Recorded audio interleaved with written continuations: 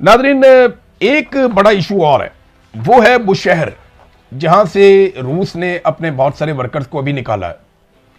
बुशहर में एक एटमी power plant है ईरान का, और ये फंक्शनल है। अब ईरान ये बार बार बता रहा है कि इसके आसपास धमाके हो रहे हैं, कभी ड्रोन मारा जाता है, कभी मिसाइल मारा जाता है, कभी रॉकेट मारा जाता है।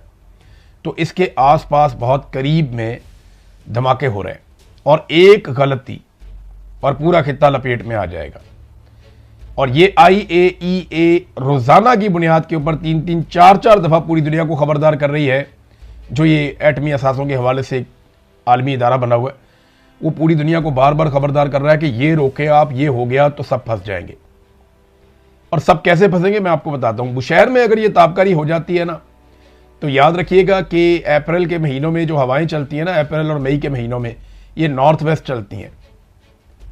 यानी ये हवा अगर बुशहर में ये एटमी ताबकारी होती है तो हवा जाएगी टुवर्ड्स गल्फ कंट्रीज, बहरीन में, कतर में, कुवैत में, ओमान में, UAE में, ये इस तरफ को, सऊदी अरब में, ये हवा इस तरफ को जाएगी। और ये सारे ममालिक मुतासिर होंगे बशमूल अमरीकी अड्डों के, और यहां रहने वाले लोग भी मुतासिर होंगे। और जो बीच में पर्शियन गल्फ है, जहां पे बेशुमार दुनिया के बहरी जहाज खड़े हैं, वो भी मुतासिर होंगे। तो ये बड़ी मुसीबत बन जाएगी। और अगर हवा चलती है अपोजिट साइड पे, तो ईरान का एक बहुत बड़ा हिस्सा मुतासिर हो जाएगा।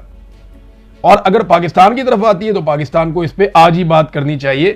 पाकिस्तान भी इससे, अगर गरबन शरकन हवा चलती है, और ये चलती होती है हवा, ये जो सीजन है ना आपका अप्रैल का, मई का, जून का, ये तेज हवाओं वाला सीजन होता है। इसमें हवा तेज चलती है, तो इसका नुकसान हो सकता है। ये बात सबको ज़हन में रखनी पड़ेगी। और ये बार बार खबरदार किया जा रहा है उन लोगों की जानिब से जो लोग जंग को और उसके नुकसानात को जानते हैं। फ्रांस के साथ UAE का एक मुआहदा था, वो भी UAE ने ख़त्म कर दिया। ये राफेल तैयारों के हवाले से था, वो 5 अरब यूरोस का मुआहदा था। तो ये मिलकर काम करने वाले थे। इसमें UAE का एक दिफाई नुक्ता नज़र से फ्रांस के साथ मुआहदा था, तो पार्टनरशिप थी, वो ख़त्म हो गई। UAE पीछे हट गया, क्योंकि फ्रांस जो है वो अटैक करता नहीं है अब नए हुर्मुज़ खुलवाने के लिए, और फ्रांस इस लड़ाई में उतरता नहीं है। एक नादरीन जो खबर आई थी ना, जो सबसे इंपॉर्टेंट है, वो ये है कि शुमाली कोरिया के 500 ऐसे मिसाइल जो 15,000 किलोमीटर तक मार कर सकते हैं, इस खबर को बहुत हवा दी जा रही है, बहुत फैलाया जा रहा है। सबसे पहले ये खबर एक ईरानी तज्जियाकार ने दी, उसके बाद कुछ और लोग इसके बारे में बात कर रहे हैं। अब ये खबर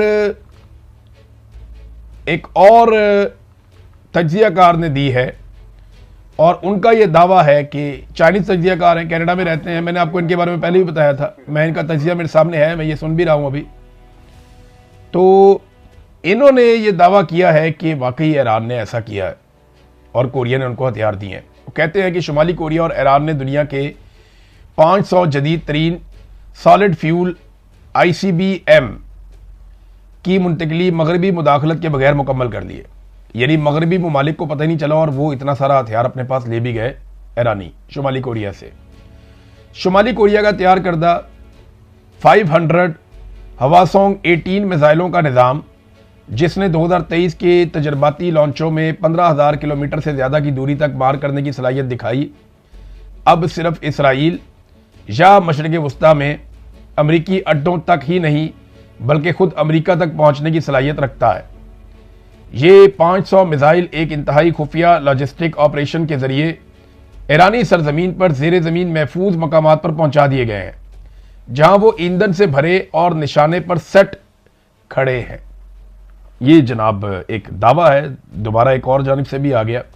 जो चाइनीज़ तज्जियाकार है वो भी ये कह रहे हैं, इससे पहले जो है वो ईरानी तज्जियाकार है वो भी ये कह रहे हैं। लेकिन जंग में पहला कत्ल जो है वो सच का हो जाता है। ये बात मैं आपको बार बार इसलिए कहता हूं कि जो चीज़ मैं रिपोर्ट करता हूं, बताता हूं कि ये किसने कही है।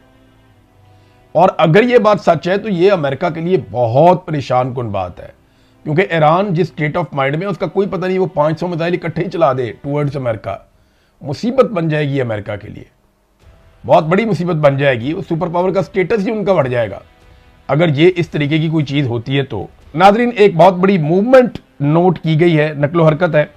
ये यूरोप से मिडल ईस्ट की जानिब अमरीकी बमबार तैयारों की नकलो हरकत है, और बड़े पैमाने पर हथियार और फौजी और बमबार तैयारे ये पहुंचाए जा रहे हैं मिडिल ईस्ट में, तो इसका मतलब ये है कि डोनाल्ड ट्रंप ने जो बात की वो कुछ हद तक उस बात को पूरा करने पर तुले हैं। अब या तो अगले 2 दिनों के अंदर कोई ना कोई मुज़ाकरात होंगे, चीज़ें बेहतर होंगी, या फिर अगले 2 दिन के बाद कोई बड़ी जंग शुरू हो सकती है। एक और चीज़, आसिम मुनीर साहब ने एक जुमला बोला था, आज बहुत वायरल हो गया पाकिस्तान में हर तरफ। आसिम मुनीर साहब की बेटी की शादी पे आए यूएई के हुक्मरान। जाती ताल्लुकात जब आप बनाते हैं और मुल्क को पीछे रखते हैं और आप बड़े बड़े वादे कर देते हैं अपने ताल्लुकात बनाने के लिए, तो उसका नुकसान मुल्क को होता है। हमने अमेरिका से बहुत बड़े बड़े वादे कर दिए, सऊदी अरब से कर दिए, यूएई से कर दिए, सबके साथ बहुत बड़े बड़े, कौम से इतने बड़े बड़े वादे कर दिए। 300 यूनिट तक बिजली मुफ्त देंगे, ये वादा किया था ना एस्टेब्लिशमेंट के लोगों ने। आसिम मुनीर की जो टीम है उन्होंने ये वादा किया था कि 300 यूनिट बिजली मुफ्त होगी और मोटरसाइकिल के अंदर पेट्रोल भी मुफ्त होगा। लेकिन आसिम मुनीर के लोगों को जब ज़बरदस्ती इक़्तिदार में लाकर बिठाया गया तो ना 300 यूनिट बिजली मुफ्त हुई और ना मोटरसाइकिल पे पेट्रोल मुफ्त हुआ, बल्कि पेट्रोल पहुंच गया 500 रुपये लीटर तक और बिजली जो है उसको भी 4 गुना महंगा कर दिया, अभी मजीद महंगी करने जा रहे हैं। तो आसिम मुनीर साहब का एक स्टेटमेंट है, पाकिस्तान यहां से अब ऊंची उड़ान की तरफ जाएगा।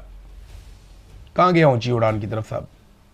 26वीं और 27वीं आईनी तरमीम के बाद उनके इस किस्म के दावे थे कि पाकिस्तान अब ऊंची उड़ान की तरफ जाएगा, क्योंकि वो सब कुछ ठीक कर देंगे। उन्हें लगता था उन्हें इस्तिस्ना मिल गया है, वो फील्ड मार्शल बन गए हैं, ताहयात इस्तिस्ना उनके पास है, उन्हें कोई हिला नहीं सकता, 5 साल की एक्सटेंशन भी मिल गई है। तो उन्हें लगा कि यहां से पाकिस्तान ऊंची उड़ान की तरफ जाएगा।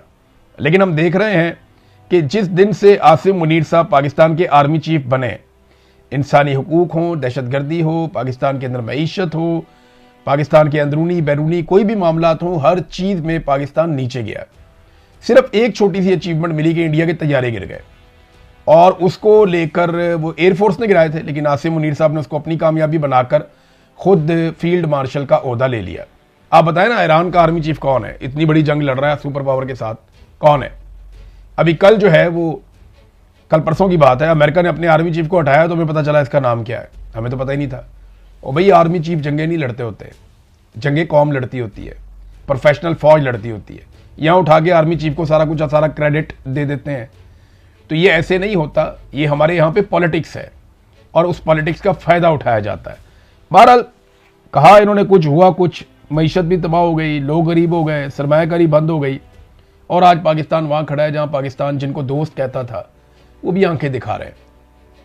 चाइना हमसे नाराज़ है, यूएई हमसे नाराज़ हो गया, अमेरिका जो है उसको इन्होंने राज़ी रखा हुआ है चापलूसियाँ कर करके।